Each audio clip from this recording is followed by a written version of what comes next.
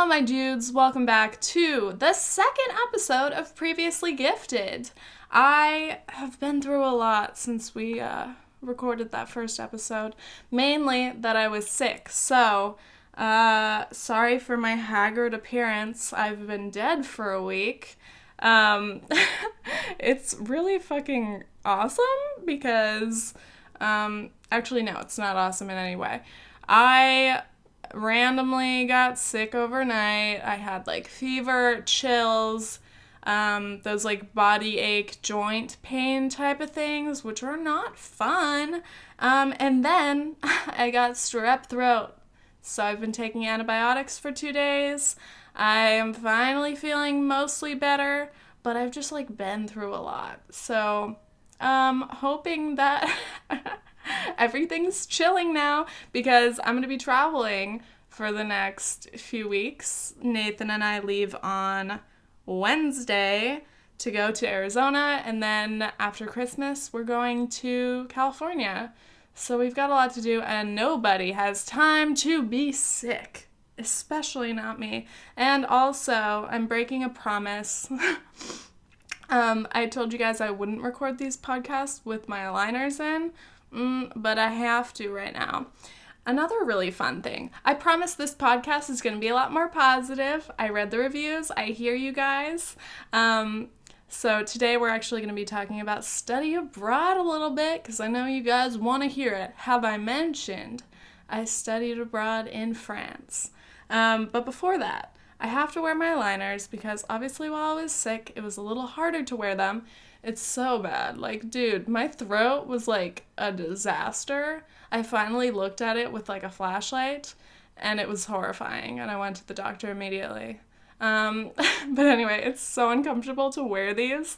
Anybody who has Invisalign or Smile Direct Club or whatever, it's the worst. These are uncomfortable enough on a day-to-day basis, but when you've got bacterial infections and all kind of shit going on in your mouth, it's not fun. So I took them out for a while to give myself a break while I was sick, and then putting them back in, my mouth was what the fuck is this? So my poor gums are so sensitive, and my teeth hurt, and it's just hurting my jaw, and I'm just okay, when will the torture end? Will I ever be okay again? So anyway, I have to wear these godforsaken pieces of plastic in my mouth, even whilst talking to you guys. But it's fine. Today, as I said, we're going to be talking about study abroad, and I've brought along a few little clippies, as I like to call them, of a video I made probably a year ago while I was still in New Orleans. And it was my I'm going to study abroad in France, announcement video. So I thought it would be cute to be able to look back on that and reflect and see what I said, because I haven't watched that video since until today. So I went through and found some noteworthy clips, and we're going to watch those. But before we do that, I gotta give a shout out to my Patreon. Did you guys know you can get access to patron-only episodes, bonus episodes of this podcast, by going to patreon.com/previouslygifted. And if you join as a patron, you get immediate access to all of the bonus episodes. So far, there's one. I think I'm probably planning on doing 2 bonus episodes per month. Possibly more, but especially during these busy times, I'm just trying to get the weekly ones out on time for sure. But anyway, I did one bonus episode. It's about the movies and TV shows and music that I've been enjoying lately. So I really liked that episode. That was probably my favorite podcast episode so far. So out of the 2.5 that are in existence so far, this being the half, it's my favorite. So if you become a patron, you can choose to donate either $3 per month, $5, or if you're crazy and you really love this podcast, you can be a permanent podcast sponsor at $10 per month. And we actually surprisingly have 2 of those already. So I've got to give my quick shout out to those people because I'm just Yo, you guys are the big homies out here. Each level of patron has its own perks, so you guys can go to the website to check that out if you're interested. Otherwise, all the episodes are available for free like this anyway, aside from the bonus episodes, of course. And you can listen on iTunes or your preferred, podcast app or whatever, or you can watch on YouTube. By the way, for the people watching on YouTube, I'm sorry if I, don't focus on the camera, but I don't want the camera to be too distracting, because for the people who are just listening to this, I don't want to do too much visually that they'll miss out on. So they're missing out on this. Sorry, listeners. You have no idea what I just did. Anyway, I gotta give my shouts to my 2 podcast sponsors. 1, Joni K. Joni hasn't given me her social media yet, but when she does, I will definitely shout it out. Joni, thank you so much for being a sponsor, a permanent sponsor of the podcast. And also a shout out to my 2nd podcast sponsor, Liz, Elizabeth Walsh. Her Instagram everybody please check her out. I just followed her, so soon I'll be able to lurk her Instagram. Her Instagram, and I think Twitter too, is @LizW206. Shout out podcast sponsors. Shouts out to my other patrons. Oh wait, I get to give you guys your one-time shout outs. Okay, here we go. Dude, I almost forgot. Oops. So when you become a $3 or more patron, you get a shout like this. A one-time shout. I'm sorry, I have to catch up on a lot because this is my first time, doing all the patron shout-outs. So cheers, mate. Okay, so shout out to Kirsty. We've got Fabian. We've got Anna Peterson. We have William G. And then we've got Alex Ryan, one person. Xanth Brooks. Is that how you pronounce that? Xanth. I can't say that very well with my aligners in. Brianna Grimes, Jerome Dallas, and then we do have a couple other podcast babes. Chimez? I don't know how to pronounce that. Chimez. Jason Pressure, Caroline Oakley, Jonathan Zablin, and Danielle Gully. So, I hope I pronounced all your names right, or at least if I butchered them, I hoped you enjoyed it. All right, usually the podcast Patreon speech will not be this long, but just wanted to let you guys know that it exists and that it's an awesome and really, really appreciated way to support this podcast because we need it. Okay, so let's get into this. I am about to play the first clip.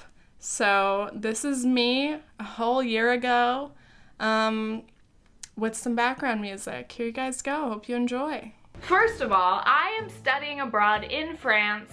So yeah, I'm studying abroad. So yes, I am studying in France, not Paris. I'm going to the south of France in a little town called Aix-en-Provence. And it's right on the Mediterranean. It's gonna be beautiful, it's gonna be cold. I'm not prepared to pack. I have no idea what to wear. But what's new? So a lot happened in that clip, but mostly it was the beginning of, have I mentioned I studied abroad in France? Which is completely my brand, so shouts out past me. There was a lot going on. I like the way that I said Aix-en-Provence, like in a super French accent. Oh, it's so cringy. Did I mention I studied abroad in Aix-en-Provence, France? Ooh, la France. Oh la la, j'adore la France. Ooh, les baguettes. Can you tell that my French has, just completely disappeared because all I can say is basic verbs and baguettes. Yeah. What else did I say? Oh, I'm unprepared for the weather. Yeah, me too. Me too. No, but really, I was unprepared for the weather, and I did not pack well. Ugh, what a bummer. I also, made videos about what I was packing, and I was just, completely wrong, dude. I had no idea what I was doing. So, I ended up packing... I wanted to pack light. Bitch, you do not pack light for study abroad. Bring as much shit as you can. but be prepared to throw like half of it away probably. But like I packed light. I definitely didn't pack warm enough, so I ended up having to do so much shopping, and the only things that were really around Aix-en-Provence were like lots of fast fashion stores, which I do not like to support, or really expensive French boutiques. So I was like, do I have 300 euros to spend on like a jacket, or am I gonna buy this sweater from H&M for like 20 euros? I hate being forced to support fast fashion, but we're not going to get into that. I am not a perfect being. I do occasionally shop at H&M or Forever 21. I just try not to. I try not to make that my number one selection. But a sweater that I did buy at H&M is this pretty red one that I feel like when I wear it, people are like, oh my god, where is that from? I got it from H&M, I think. Did I? False. I got it at Zara. But I did buy it while I was in France. I consider Zara to be a major fast fashion retailer as well. But I do really like that sweater, and I intend on keeping it for a while. So I feel like part of the damage when you buy something from a fast fashion retailer is minimized, at least if you keep that piece and really wear it to the fullest. The struggle is that if it's made cheaply, it's hard to wear often or wear a lot. But anyway, we're getting off track. Let's listen to the second clip. Here we go. So I'm like one part terrified, one part excited, because I know this is gonna be the semester of my life and it's gonna be very life-changing. That's what everybody says. They're like, oh my god, Europe is gonna change you. And I'm like, I fucking hope so. Please. So the question is studying abroad as life-changing as people say it is? And I feel like, yeah, like especially for me, that was my first time, like, across the Atlantic, my first time to Europe, so my first time to a different continent. So like it really just in general opened my eyes to a lot of traveling and new cultures and new experiences, which I think is what everybody seeks out when they study abroad. Did it change me as a person? Probably not like hugely, but it definitely did make an impact on me, and it's changed what my goals are. And obviously having experience traveling, especially like on your own, and on a budget, I think it's a good experience. But anyway, I just remember like how excited I was at that point, and it was like such a pure feeling of just like, not dread, but like I was so scared and like had no idea what to expect. Aside from like Googling Aix-en-Provence or like Marseille, and that whole region, and trying to imagine what my life would be like day to day, but I had no idea. And honestly, even when I arrived in France, we still had no idea. Like the other girls who were in ISEP with me were like, dude, how do these classes even work? Like, how many classes are we supposed to take? Like, I have no idea. Sorry, I'm checking the camera to make sure it's recording. And it is. Sorry that I'm staring right at you, GoPro kids. Okay, I want to tell a tiny little story. This is from when I got my ISEP placement email. So my routine in New Orleans used to be wake up, go to class. My house was about a block from the St. Charles streetcar, for anyone who has been to New Orleans or is familiar with the area, which is super, super easy because the St. Charles streetcar goes through Uptown and then it passes directly in front of Tulane and Loyola and the Audubon Park, and then it goes all the way downtown. So I got to hop onto the streetcar, and it was about a 15-minute ride, like around the bend, and then it would drop me off right at school. I fucking miss that streetcar, dude. I love the streetcar. It was so nice to be able to, like, people watch every morning, and, like, especially, like, in New Orleans, just people are so quirky that it just, like, it would cheer me up every day. So that was like a really enjoyable little commute to school. Can you still call it a commute? Yeah, duh. Commuter students. I was like, is commuting only for work? No. It was a cute ride to school. So anyway, I remember after submitting my ISEP application, the way that ISEP works is it's an exchange program. So I picked a variety of campuses in France and universities that I was interested in, but ultimately they look at your application and try to pick what they think would be a best fit for you, and also they have to have a student to put in your place at your school. So I had no idea where I was going, but I had mostly applied to actually, I have no idea. I don't know. But I do remember that I think I put Aix-en-Provence as my second choice, Aix-Marseille University. But after like researching it a little bit more, it was like my top choice. So I was like, oh, I hope I get it. Oh, I don't know. So anyway, I was on the streetcar one day and I got the email and I was like, oh my fucking God. Oh my God. I had my headphones in and I was listening to Formidable by Stromae, baby. Oh my God, I still love that song. Even though it's like a song about, I have like listened to it and like translated it before, but like I feel like in my head, Formidable is just like, I'm pronouncing it really badly, obviously. Formidable, Formidable. Ugh, cringe, sorry. For me, I just take it literally, like formidable is like a word for like strong, like, never mind, you guys are gonna roast me for my translation, but that's kind of what I think about it as this big, like, looming thing, even though the song is really, like, I don't know, he's, like, hitting on somebody, I don't know, never mind, I don't want to get into this, but I love that song, and it means a lot to me, and it makes me feel some type of way, so I was listening to Formidable, I should never sing, especially on this podcast. And I opened my email and it said, congratulations, you have been placed at Aix-Marseille University. And I'm like tearing up thinking about it because I remember sitting on the streetcar, looking out the window, and like it's all open, so like the breeze comes through. And I was listening to Stromae and this beautiful French song, and I was just like, damn, like I am really fucking going.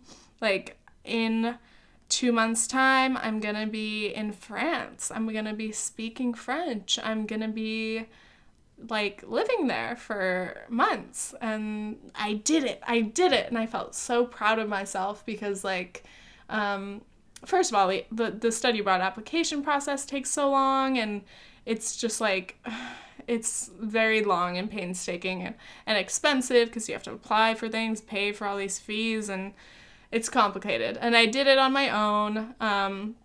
Fun fact, I didn't even like tell my parents or ask them, which is hilarious. I'm sure most people cannot understand that I would do this. I knew that my parents would probably be like, no, and like try to think of excuses for why I couldn't study abroad, mainly like financial, which I understand. But I applied and did everything, and they found out that I was gonna study abroad or that I was applying through like social media. Like they like lurked on a video or like something and found out, and they were like, hey, like they called me while I was in New Orleans, and they're like, so we heard you're studying abroad in France.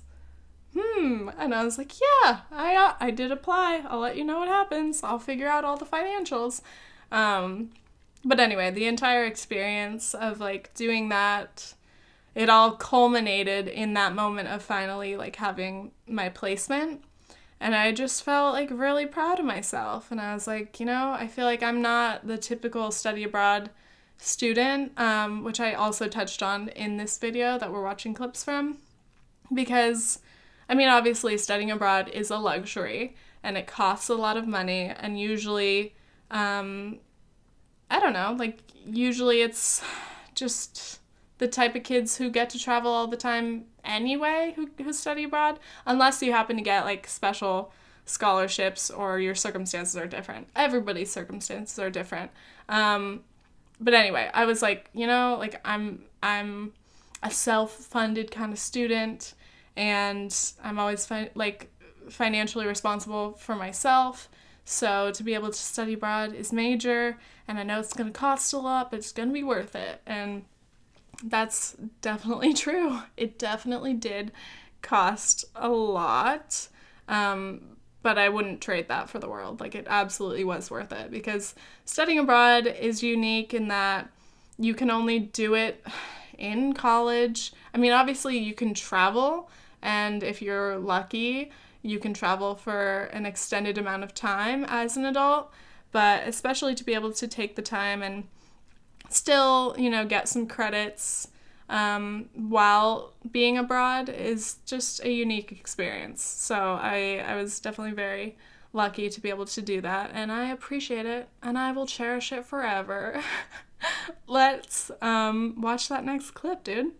I've been applying to transfer schools because I want to leave New Orleans and I want to go back to the West Coast. So I applied to UCs, I applied to some Cal States. Why not? This one's kind of funny. A lot of people, when they're commenting on videos that have mentioned like leaving New Orleans or not liking New Orleans or whatever, they always ask like, why? Like, what was so wrong about New Orleans? Or what did you hate so much about Loyola? For those of you who don't know, I went to a small private university called Loyola University New Orleans. It's a Jesuit school, but it's not like very religious at all, like in the actual experience of the school. It's just basically founded on the social justice. And I really did like that about the school, but it wasn't a reason for me to go there. It was just, whatever. Well, I don't know. I guess first you have to understand that I went there because of my boyfriend at the time, obviously. I was living life 1 year at a time, which I still kind of am. And rather than continuing our long distance, which we had done for a year, I was ready to start college. So I thought, hey, I could do that. I could go to New Orleans. It would be a new experience. It's not something I'm going to do at any other point in my life. Like, when am I ever going to live in New Orleans? I couldn't see myself doing that otherwise. So I did it. And while I'm proud of myself for going across the country and trying something new, it just wasn't right for me. It's as simple as that. The school, I still think about it, and there are professors that I miss, and I don't know, I envision like this alternate reality version of myself where I just like finished studying abroad and went back there, and like, I don't know, I feel like maybe I could have finished my last 2 years of school there. I would be in the middle of my junior year right now. But I don't know, it just wasn't like a great fit for me. And I think obviously that has to do with me not being invested so much in the school, so much as like, oh, I want to be in the same place as my boyfriend, and that school works, If I had like truly fallen in love with the school or the city of New Orleans myself, I'm sure I would have had a different experience. Because I obviously, like, a lot of my peers or friends from there love it. And everybody has a different experience with their college, so I don't want to scare anybody away for anybody who is considering that school or considering going to school in New Orleans at all. It's definitely a very cool and unique place. I definitely wasn't in the right, like, headspace to be in such a vibrant city. My time in New Orleans was like the peak of my social anxiety and anxiety in general, and that was my first time dealing with that. So I was like, this is not the time for me to be like trying to go to Mardi Gras parades, So that was like my personal struggle. But I mean, otherwise, New Orleans isn't very vegan friendly. Like, it's the opposite. It is very, very heavily like fried meats, lots of seafood, that type of thing. So just like in general, it wasn't ideal for me. So I thought, if I'm going to be going through 4 years of college, I would like to spend the last 2 somewhere where I just feel like it matches my lifestyle more, like the city or wherever I am, or the school or the program or whatever. Like I hope that it feels right to me, and I hope that I can find that. But that clip also makes me laugh because I thought I would be going back to California, and I had no idea what was to come in terms of my college applications, baby. It's still so funny to me that, like, I got rejected from all those schools because it was, like, such a surreal experience to go through, like, such a shitty thing. I mean, obviously I'm fine now because I'm not even, like, certain about school anyway, but it was shitty. And I definitely, at the time of filming that video, never would have guessed it. Did I just say guested? Bye. Delete. Let's play the next clip while I breathe some air and drink some water. Almost said breathe some water. I definitely need a break. Here's the next clip. So yeah, it's just like change is in the air because I'm literally going to start 2017 on a plane, and then I'm gonna land in Europe, and I'm gonna be like, wow, new year, new me. Wow, I definitely think it was symbolic for me to literally begin 2017 up in the air, because that definitely describes like where the whole year went. Like in terms of like where I'm at and like my future, it's all up in the air. So that's a cute little metaphorical vision for you. But like literally to start the new year up in the air in a plane flying over the Atlantic, it was so weird. So I remember I had been like writing in my journal while I was at the airport, and I was just like all in my feels because obviously I was like leaving everybody I knew and literally like going to a brand new place, and I was scared to use the language. I was scared to fly internationally. I was like, dude, I don't know how anything works. I always get scared of customs for some reason, as everybody does, I feel like. You get scared even though you're doing nothing wrong. But I had been writing in my journal just like random thoughts and expectations. I was writing about how Carrie Fisher and Debbie Reynolds had just died. And like, I was just, I don't know, I was just all up in my feels. And on top of that, like New Year's means a lot to me. I'm actually going to be recording a New Year's podcast because my podcast is supposed to go up on January 1st, so look out for that. So in that I'll be talking a little bit about resolutions and things like that. But New Year's is like, every year it's always been very dramatic. Like, going back, let's go through some of my New Year's real quick. So like what, freshman year of high school? No, further than that. It's just always a significant time because it's like the slate, the clapperboard, if you will. Film geeks out there, what's up? I'm not gonna clap because it's gonna make the audio clip, but you know what I mean. It's the literal start of something new. So I like to think of it like very intensely as like, this is the new year. So I feel like obviously what you're doing on New Year's Eve for the people you with, the people you are with is very significant. So like going back to middle school, I remember it must have been like 7th grade.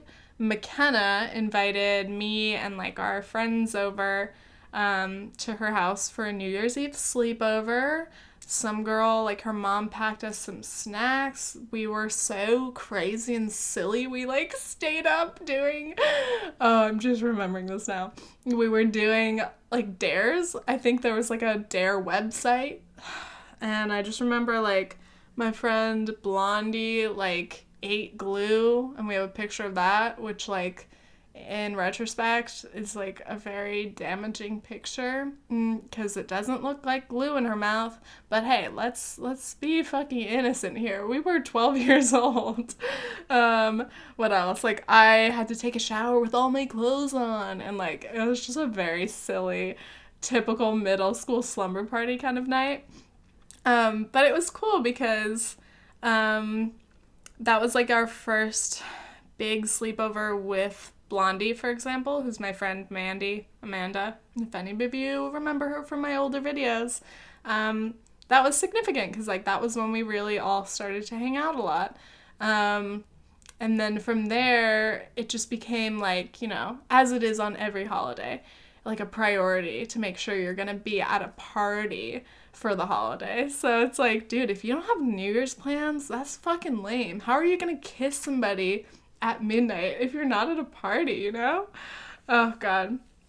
Like, my freshman year of high school, me and my girlies got invited to our, like, guy friends' New Year's Eve party, and there were, like, lots of cute boys there, and I ended up, like, kissing the guy who would end up being, like, my first real boyfriend, and my friends kissed some of his friends, and it was, like, classic freaking early high school New Year's experience. But anyway, so, like, I was so used to New Year's parties being, like, very important.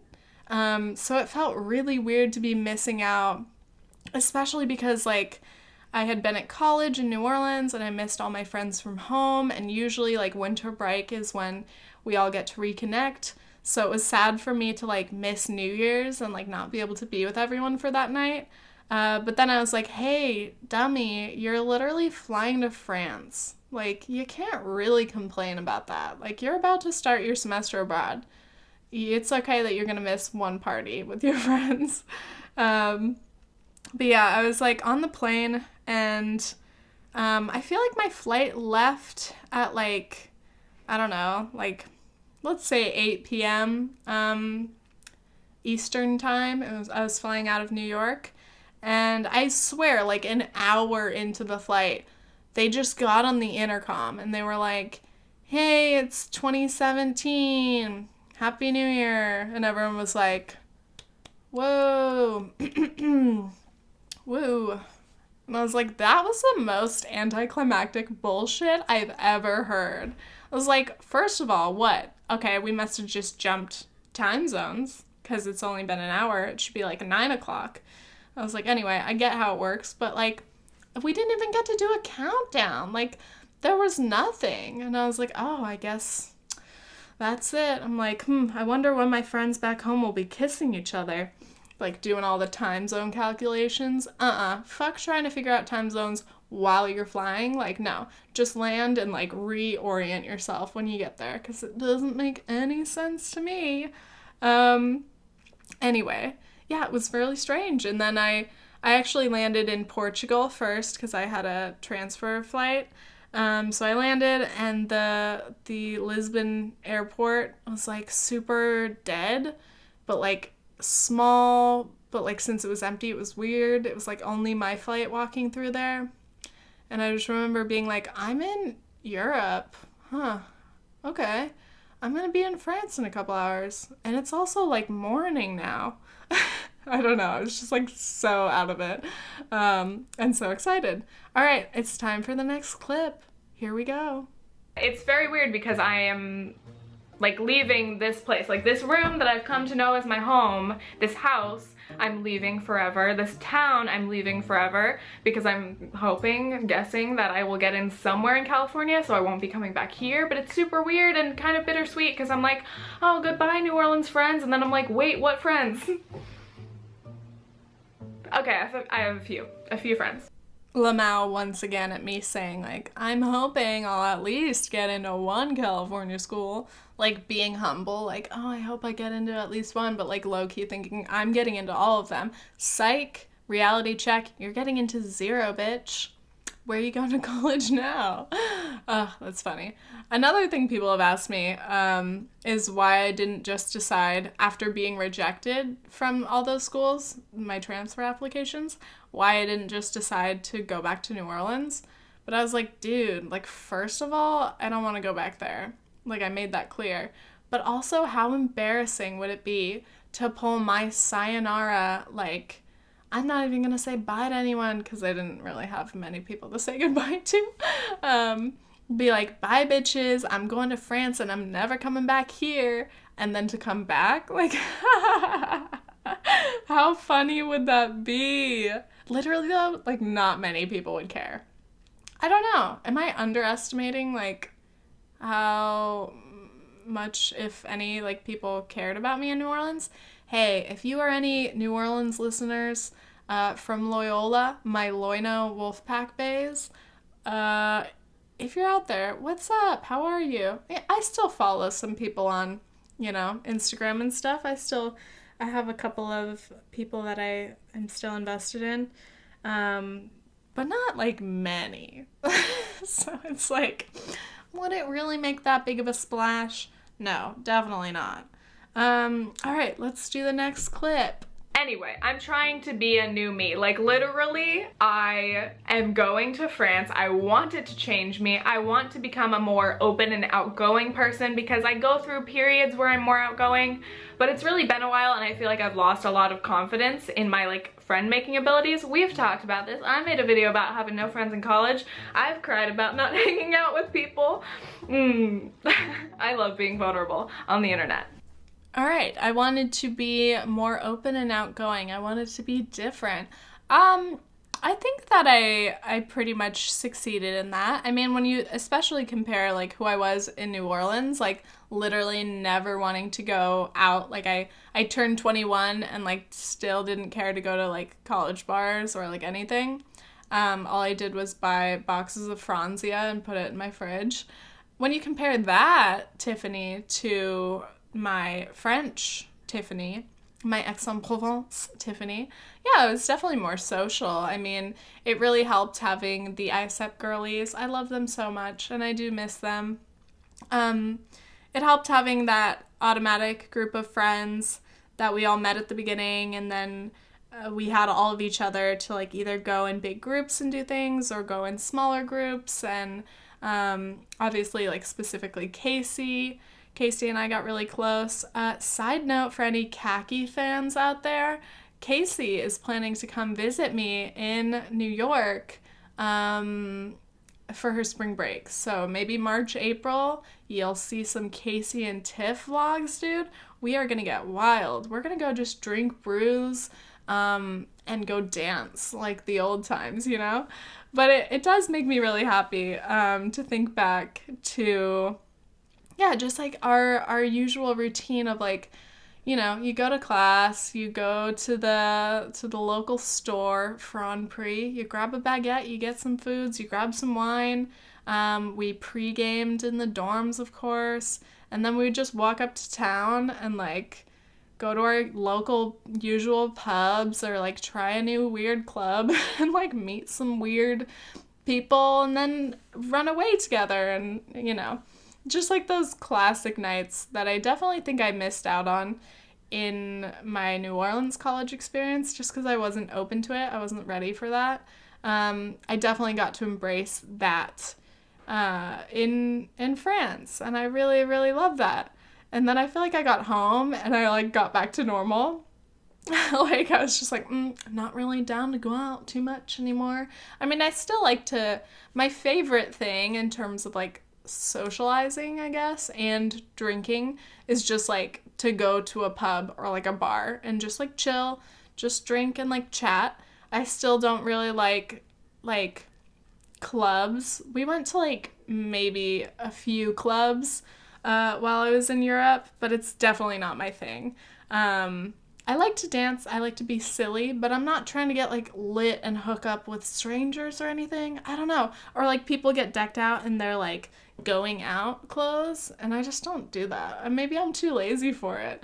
I don't know. I mean, I don't know. Maybe Nathan and I will go and get lit and go to a club because he's been saying that I need to see him like very, very drunk so that I can see his like real dancing, and I'm kind of terrified to see that because knowing Nathan, his dancing is going to be horrendous.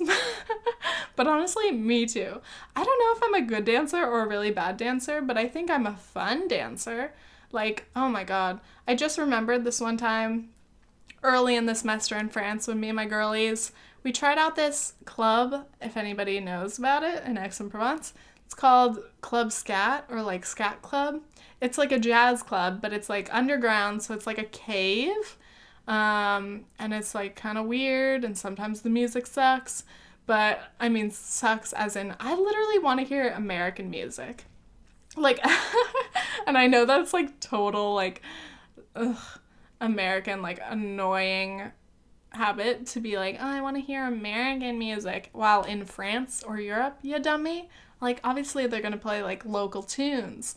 But anyway, sometimes they do play American music. So I don't know. Obviously I like songs that I know or that I can sing along to.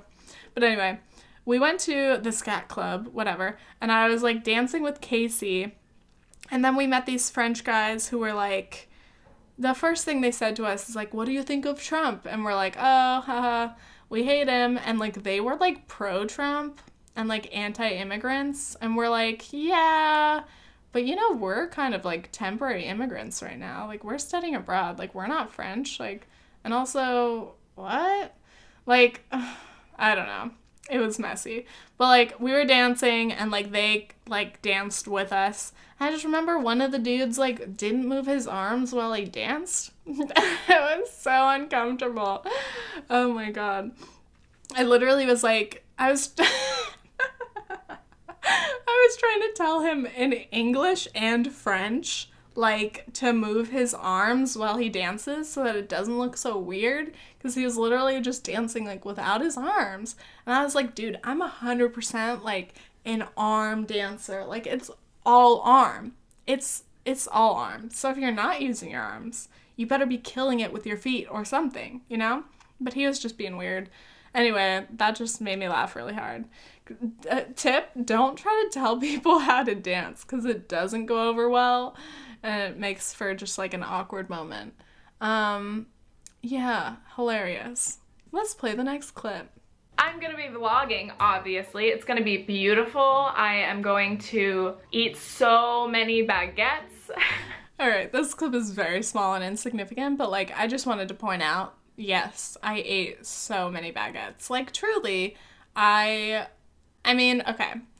I know I should have gone to, like, full-blown-y, like, boulangeries, because obviously that's the best bread. But like I said, we would go to Franprix, which is like a corner store, and they still had some dank baguettes, dude.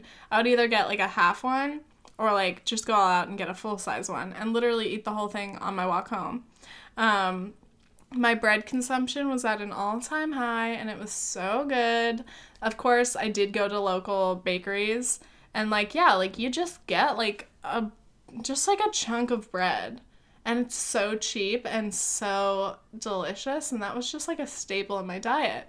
What else? I was thinking about how I used to eat, like, literally so often just, like, bowls of chickpeas and lentils. Like, I would just get cans of them and then microwave them, and, like, that was my meal, like, so often with some, like, salt and hot sauce.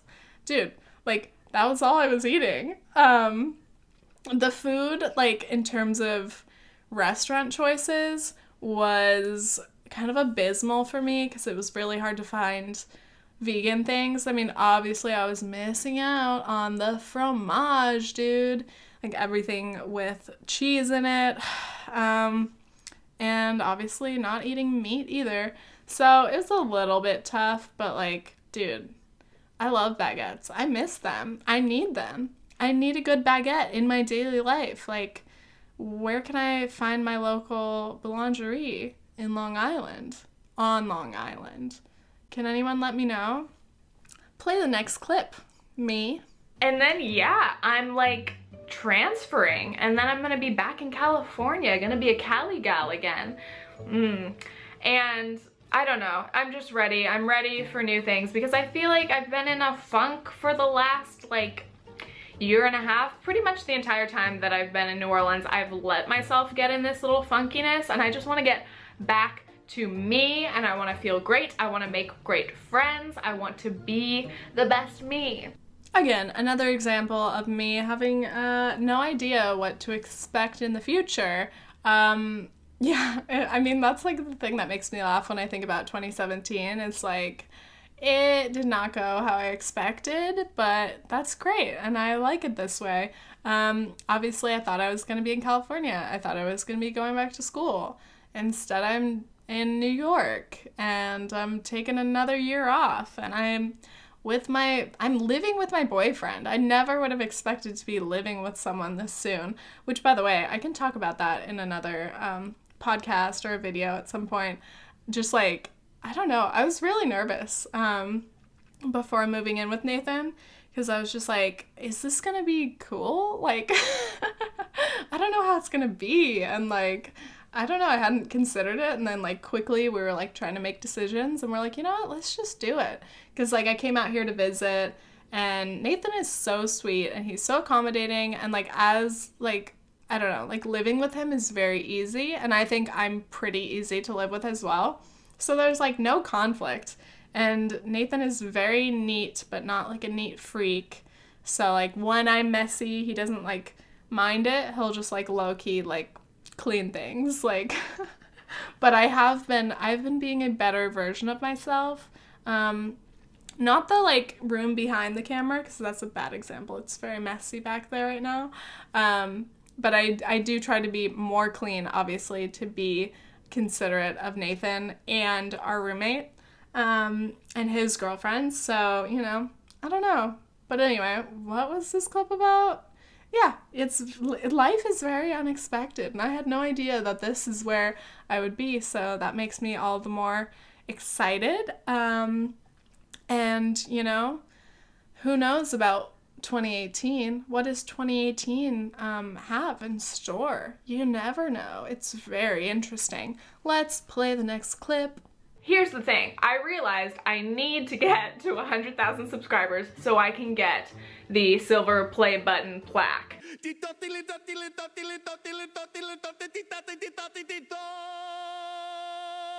Because, yeah, I want a physical award for my 10 years on YouTube. Of all things that I wanted to get in 2017 or during my semester abroad, hitting 100,000 subscribers, I actually did not expect that, and I am very excited. P.S. My silver play button is probably going to get here in, I mean, it could be a long time, the next month or two, but it has been redeemed online, so we'll see at some point. There's going to be a silver play button in this room, baby, which I'm super excited about, and I am very proud of it. But I've got to say, you know, I've always been like, what kind of content do the people want? What will drive traffic to my channel? And like my study abroad experience and all the videos I've done about it have absolutely been a major key to a lot of my channel's traffic. And I'm really glad that I've been able to, you know, oh man, this could be like a whole thing. I'm really glad that I've been able to provide information, because obviously when I was like looking up programs and things, I was on YouTube like a fiend trying to find other people's experiences, especially in France, especially my specific city, Aix-en-Provence. So I've had a lot of people reach out to me and say, I'm interested in studying abroad in France, or I'm interested in that exact program, or just I'm interested in studying abroad in general, and your videos were really helpful, and they motivated me, and blah, blah, blah. So, like, that makes me super happy, because I absolutely recommend studying abroad so strongly, and I absolutely recommend my program. Sorry, I'm, like, burping. Excuse me. lmfao. I definitely recommend my program. Side note, one of my friends from New Orleans might possibly be studying abroad at my exact school, like, next year. So, who knows? That would be crazy. But, yeah, it's really crazy that studying abroad itself became a thing that helped my channel grow so much, dude. Like, I went from 70-something thousand subscribers to 100,000 in a matter of a few months, because mainly my differences between France and the United States video with Harmony, that video blew up like sometime around the French election for some reason, and that was super, super cool. And then from there, people were watching like my other France-related study abroad videos, and yeah, like those are still like the videos of mine that are getting a lot of views consistently. So who would have thought? But yeah, it was it was so cool. There was a time, it was like in April-ish when this was happening, when I was like, oh my god, this video is like blowing up. Oh my god, I'm getting like a lot more subscribers than usual. And like I would just casually be like, oh cool, I got like 5,000 more subscribers today, which never happens. And then I was like, oh, cool, I hit 90,000. Oh, cool, I hit 95,000. It was like such a fast rate. I was like, when is this gonna stop? Like, I hope it doesn't, but like, it was very exciting. Shouts out study abroad. Shouts out people being interested in, France and I guess me. Thanks. Let's watch the next clip. By the way, please follow me on Instagram because I cannot hit my next Instagram milestone. I don't even know how many followers I have. Doesn't matter. But I was on like the cusp of like the next 100 or something, and I would like get to like 99 and then people would unfollow as soon as I post something, and I'm like, cool, constantly losing followers. I should get that tattooed. Okay, so this one again is very relevant, which is hilarious. I I hate talking about this, but it's so funny. My Instagram, I put like very minimal effort into it. I really just like to post whatever I'm in the mood to post. Sometimes it's cute pics, sometimes it's dumb pics, But I hit 12,000, which was satisfying because my followers were at 12K. And then I posted like a series of dumb pictures, and I would just like keep losing some followers little by little. And finally it dipped back down to 11.9K. LOL. And now I don't think I'll ever get back up to 12. But then I checked myself, it's like literally what matters about that. Literally, is your life any different or better if you hit 12,000? If you get like 100 more followers on Instagram? Nothing means less than that. So I'm like, oh yeah, that's right. But at the same time, I'm like, hey, please follow me on Instagram at tferg_. Yes, I am promoting my Instagram right now. If you like dumb pics and occasional good selfies of me, hit me up, baby.